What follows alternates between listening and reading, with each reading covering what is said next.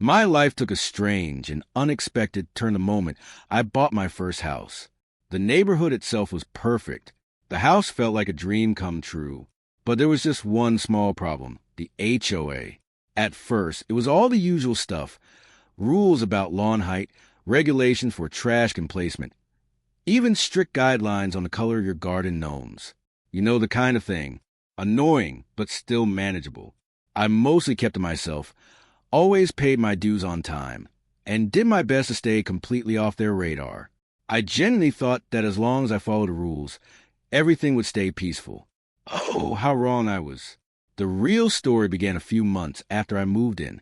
That's when I started receiving strange emails from the HOA.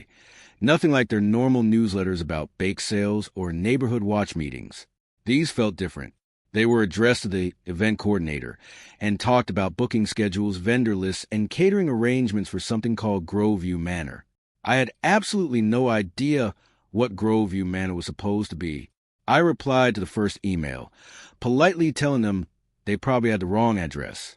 The reply I got back was short and cold. It simply said to stick to the approved vendor list, and that any further questions should be directed to the HOA board.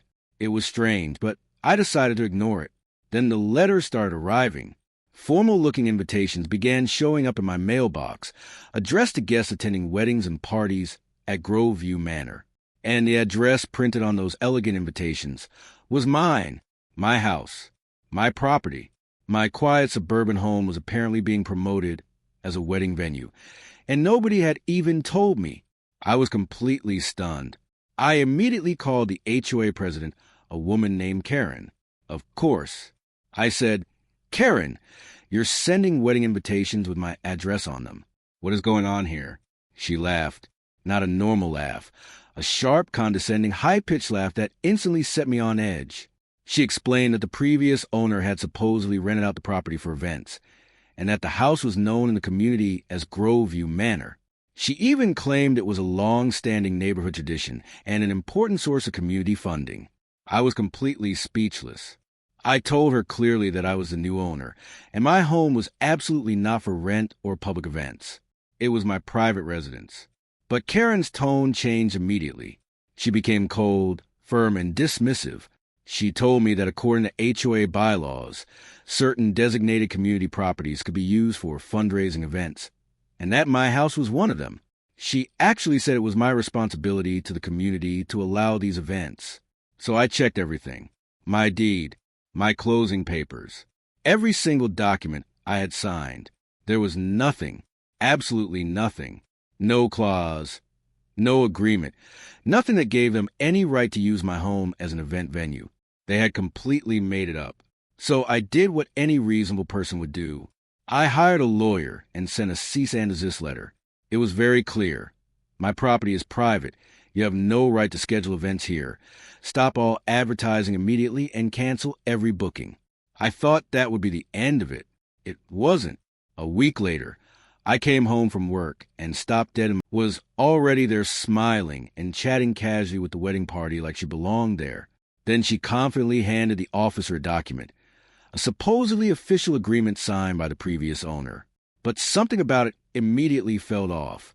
The officer studied it for a moment, clearly confused, unsure how to proceed. He finally said it was a civil matter and that he couldn't simply remove everyone from property. He advised me to take the issue to court instead. Meanwhile, the wedding was still scheduled for the very next day. I felt completely powerless in that moment. That night, I couldn't sleep at all. I kept pacing back and forth inside my living room, staring out the window at the strange scene unfolding in my backyard. It felt like a circus had taken over my home. Every time I looked outside, my frustration grew stronger. They were trespassing on my land, my private sanctuary, and the law was basically doing nothing about it. It felt like no one was listening. And then an idea suddenly hit me. It was risky. It was crazy. Honestly, it was probably a terrible idea. But at the same time, it felt absolutely perfect. In my backyard, there was an old, worn-down shed that had been there long before I bought the house. It was ugly, rusty, and filled with junk. According to my home inspection report, it was marked as a complete tear-down structure. I had been planning to remove it for months anyway, but never got around to it. The next morning, the day of the wedding, I made a call. I contacted a local demolition company that offered emergency same-day services. I explained everything quickly, making sure they understood I needed a structure on my property demolished immediately and that it had to be done today. I paid a very expensive rush fee, but the man on the phone didn't hesitate at all. He simply said, "No problem, ma'am. We'll be there this afternoon." The wedding was scheduled for 3 p.m. The demolition crew was scheduled for 2 p.m. At 1:45 p.m., I heard it. A massive flatbed truck, carrying a bulldozer, came rolling down my street. The sound alone was enough to cause panic. I could see it instantly on the faces of caterers, decorators, and florists who were busy setting up under the giant white tent. Everyone started looking around nervously. Then Karen showed up. Her face was red with anger as she stormed over to me and demanded, "What is the meaning of this? You can't do this. We have a wedding in less than an hour." I didn't even raise my voice. I just smiled calmly and held up my phone, showing her the official demolition permit from the city that I had obtained weeks earlier but never used. I looked at her and said, "Just some light home improvement, Karen. Don't worry. It's my property. I'm allowed." The bulldozer operator was incredible at his job. He maneuvered the massive machine with precision, guiding it right along the edge of the pristine white wedding tent. Then he turned and positioned himself directly in front of the old, ugly shed that I had ordered to be demolished. By now, guests were beginning to arrive. They were dressed in formal suits and elegant dresses, only to be greeted by the surreal sight of heavy construction machinery sitting in the middle of a wedding setup. A limo pulled up. The bride and groom stepped out. They looked around at the scene and just froze in disbelief. And then it began. With a deep roar of the engine, the bulldozer came to life. The old shed cracked, splintered, and collapsed as it